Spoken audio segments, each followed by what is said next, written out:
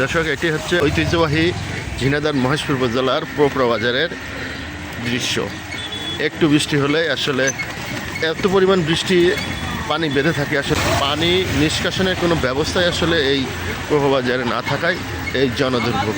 এখানে অনেক সময় মানুষ আসলে পড়ে ভিজে আচ্ছন্ন হয়ে যায়। আর এই রাস্তা দিয়েই স্কুল, কাটগাঁও মাধ্যমিক বিদ্যালয়, ডাক্তার সাইফুল ইসলাম ডিগ্রি কলেজের শিক্ষার্থীরা চলাফেরা করেন।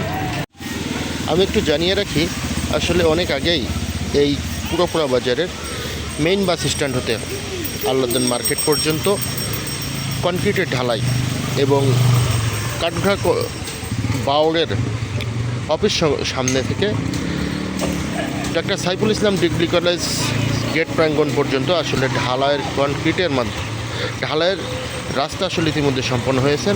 মাঝে কিছুটা রাস্তা আসলে 2 থেকে 300 ফুট যে রাস্তাটি আসলে এই ঢালাই ব্যতীত রয়েছে, আসলে এখানে একটু বৃষ্টি হলেই আসলে অতিরিক্ত পানি জমে যায়।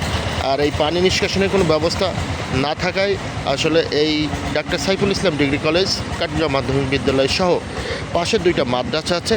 এই মাদ্রাসায় যে সকল ছাত্রছাত্রীরা বর্ষার সময় আসলে এই স্কুলে এবং মাদ্রাসায় যান, তারা আসলে এই জলাবদ্ধতার কারণেই আসলে তারা ভিজে যাওয়ার কারণে অনেক সময় কলেজে যেতে পারেন না, ফিরে যেতে হয় তাদের বাসায়।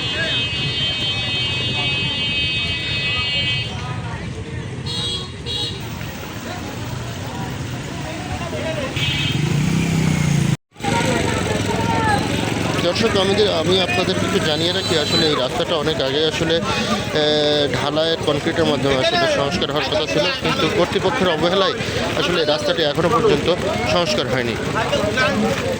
আমি স্থানীয়দের সাথে কথা বলেছি, তারা বলেছে যে যত দ্রুত সম্ভব আসলে এই রাস্তাটা যদি সংস্কার না করা হয় তাহলে আসলে জনদুর্ভোগ দিন দিন আসলে বেড়েই চলেছে বলে জানা যায়।